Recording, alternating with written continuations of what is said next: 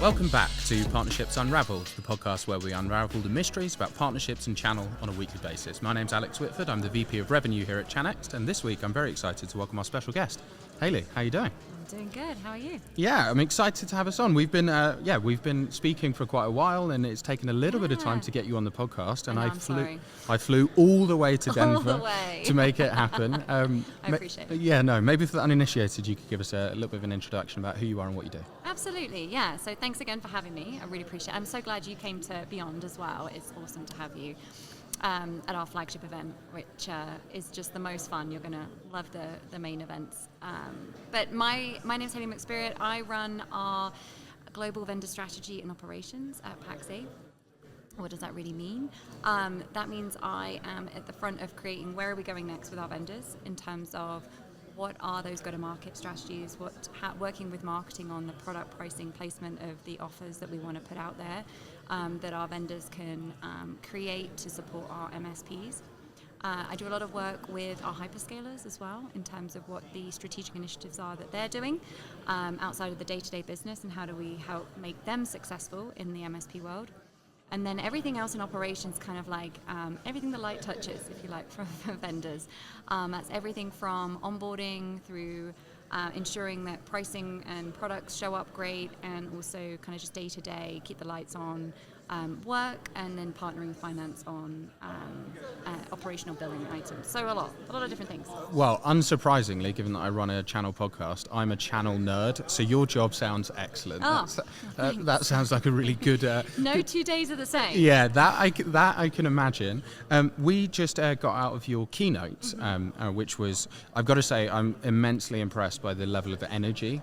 I think having 2,500 MSPs sat in one room losing their mind shows, I think, what great work you guys are doing in terms of building that engagement and strategy. What were some of the key talking points that you think our audience would like to hear? Yeah, so first off, the energy is awesome, and Nick really does engage everyone and gets everybody excited, and he's just our absolute cheerleader when it comes to the MSP ecosystem. And Scott is our visionary, and when he stood up last year and talked about the robotic future and AI, we all sort of went, ooh, that seems a little bit out there, and now we're like, wow, no, he was spot on the money, and then brought it home to us this time. So, for me, there's still more to come, so tuning into the product information tomorrow and more around the partner piece. But with Scott and Nick's keynotes, I think we really focus on community. So thinking about the things around the partner first, Voyager Alliance, and how partners can be successful, and kind of what's happening in that space, more information there, but also how do we enable vendors to create the right solutions. There's the thinking around with AI is, we don't want this change to happen to us. We want to be part of the change, and what can we as Pax8 do to enable MSPs with our vendors to do that.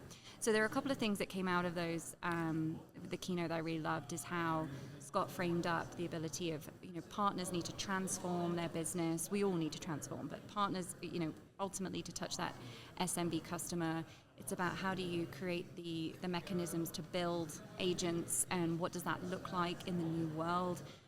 Partner to partner, agent to agent models. The hyperscalers have recently launched so much new information around MCP protocols, around what's happening with Fabric, around Foundry and the Microsoft world, and then in the AWS world, it's extensive also. And then how do we think about helping those partners sell, and also how they manage and support their end customers? And then when I think about it from a vendor point of view, it's how do we, in our team, support those vendors to touch each of those points, that transformation, that buy, that build, that scale, sell, and then that manage, and what are the offers that they can have. So that was crucial for me. And then also just like leaning into Scott's message around, taking away from the enterprise a little bit, and like SMB-first, and this revolutionary attitude around the SMB being at the forefront of this agentic change. I think it's exciting, and I think it could be true, and it should be true. And I think we've all placed here to be able to support that. So those are the key things for me. I mean, I could go on. Do you want me to keep going? Well, I'd like to double click on one of the things, because I'm sort of fascinated. If you look at how technology has been adopted and all this sort of the internet, the mobile phone, all of it, enterprise was always first because they had the money to make that investment. Right. What's really interesting is I think there's a fairly solid argument, and some of the data actually indicates this, that AI is moving from consumer up to enterprise rather than enterprise down, which is sort of fascinating because we're all using, everyone I know has just basically replaced Googling things with ChatGPT and things. So there is the foot in the door. How do you think about that problem, and how do you sort of incentivize this change in behavior within the MSP? It's a radical different go-to-market that is going to happen. And so it's sort of about guiding partners through that. That's a complicated problem to get your teeth into. You know, it is. And I think, you know, if I put my sort of non-vendor hat on for a moment, and I just think about the problem at hand, in that this huge transformational change is happening now, and it's just picking up speed. I think where we are in society is actually in a good spot as well. You've got a lot of technology already installed in consumerism, right? We already use a lot of tools, and so I think that's where SMBs are advantageous, because they can lean into that change faster, because they have a lower overhead of cost or a sunk set of costs that they've already invested in from their platforms, and also, you know, just you think about changing a huge enterprise and moving that shift, it's going to take time, and it's going to take pockets of people to really energize it, whereas in an SMB, those pockets are the business, and you can just move at a faster pace.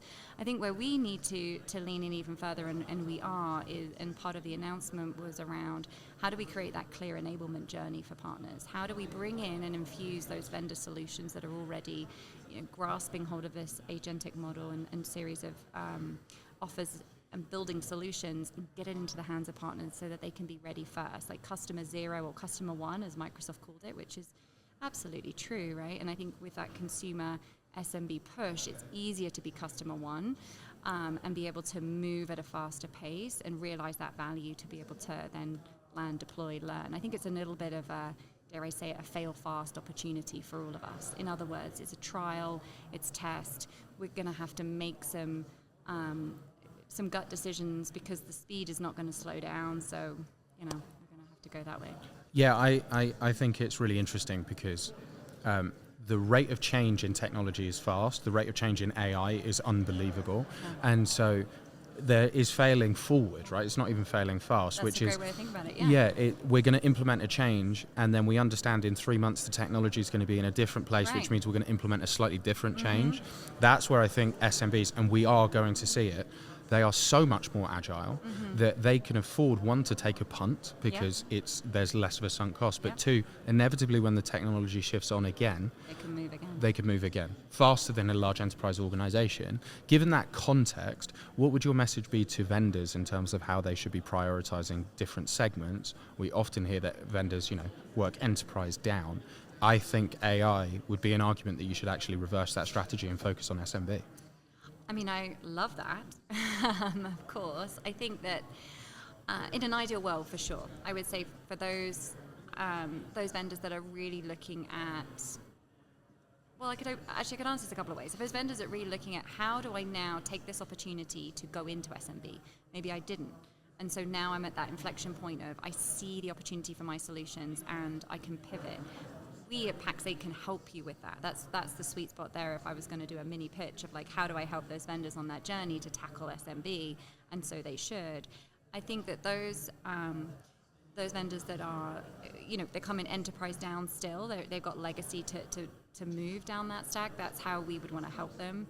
I think though, if you've got vendors that are coming at this brand new, or it's just like we're building something for the SMB, I think what I would be really mindful of is having the agility and the solution to move with the times as well. Because we're talking about here around the change for the MSP.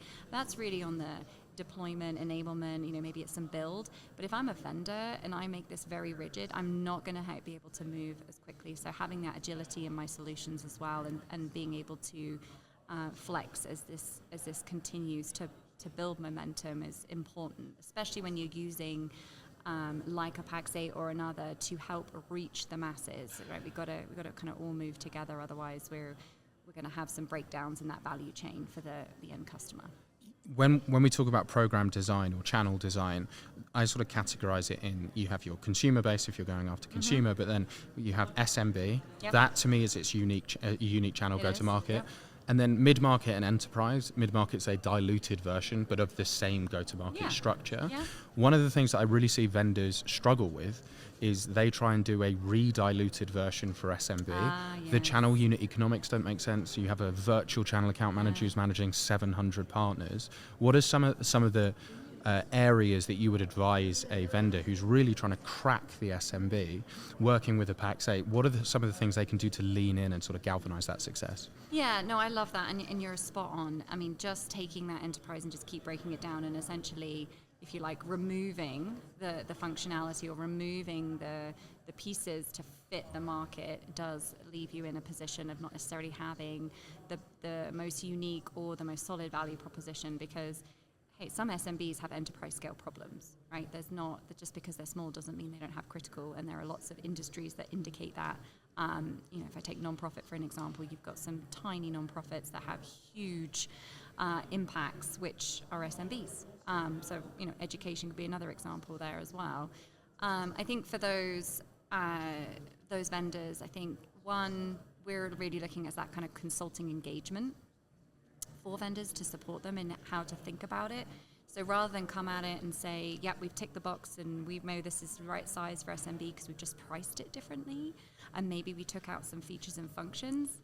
I mean, let's say that's kind of how it can go, is actually looking at it with a whole new lens of, okay, what's the right product, price, packaging fit for the SMB, and in particular, if we're talking about the core of our market, MSPs, and making sure that we can truly align that proposition and really think 360 about how is it going to land, how complex is it to deploy, manage, maintain, educate around, and price does matter. Like, let's not take that out of the equation, but it's not the only thing. When I think about what makes SMB unique, it's not just the price. It's also about thinking about those needs. And again, having that ability for an MSP to really bring it into their, if they're using a PSA or an RMM, those are really important tooling. If they are managing multiple clients, it's all about scalability. So making it easy, making it something that also can join an organization like Pax8 with automation, manual components, because I just took out the cool and sexy bits for enterprise. That's another piece that we work a lot on. So we would, happily welcome any conversation about how do I make that fit come to this unique audience. Let's not say downstream, this unique audience. Friction is a word that I'm semi-obsessed with when it comes to the SMB. Okay. Reason is I've worked a lot with big enterprise partners, and when there is friction, there are people to get remove the friction. There's a marketing account manager who'll build the plan. It doesn't matter if you've forgotten your portal login, we'll just do it for you. When we talk about scale and we talk about accessing the SMB, that's through hundreds, thousands, tens of thousands of partners. Any amount of friction causes huge drop-offs in performance. How do you think about how friction, especially when we're trying to change how the go-to-market works when it comes to AI, what should vendors be looking to do to minimize the friction when it comes to servicing this market? Yeah, I mean, I think when you're coming through like a marketplace like Pax8, we do a lot of that check to make sure that the friction is minimized. So that's where going back to the point previously of looking at if we're going to bring on board your solutions, we're going to be able to manage them. We look at very much at how much can we automate to support to minimize those friction points. Because when those friction points do happen, you're right, it can create a whole downstream and ripple and across ripple effect. I mean, one of the things that we're doing to minimize friction is also, AI, embedding in support agents, embedding in sales agents, embedding in both that's in the portal, but also within our sales teams as well, so that we can have that ongoing learning model to increase the ability to reduce, that question was asked of this, and I have to go and scout between 25 people to find the answer, or oh yes, we saw that problem, and train that LLM to continually improve how you can, particularly on the operational side, is where we want to see reduction in that friction. When it comes to support, we have done a lot of work in our support teams, and they're also phenomenal individuals, but we also looked at using our global scale model to enhance our support. So we have 24/7 around the sun, whereas, and so for vendors, it's also making sure that you have an equivalent touch point or some way of being able to support that. So there's a little bit of, if you're going to lean into SMB, you can't just think of it of, I'm passing my problem off entirely, unless there's like, you know what, I just really want you to manage it all for me, Pax8, when I don't want to touch any of it. We do have an answer for that. But in the most part, there is a kind of a relationship to continually look at that value chain and continually dialing into where could those friction points happen and what can we do to either embed AI or create a process that would then reduce that. So that's always how we look at things, always how we kind of constantly look at the problem is, can we automate it? Can we minimize human touch? Can we use AI? And also how can we leverage our global infrastructure as well?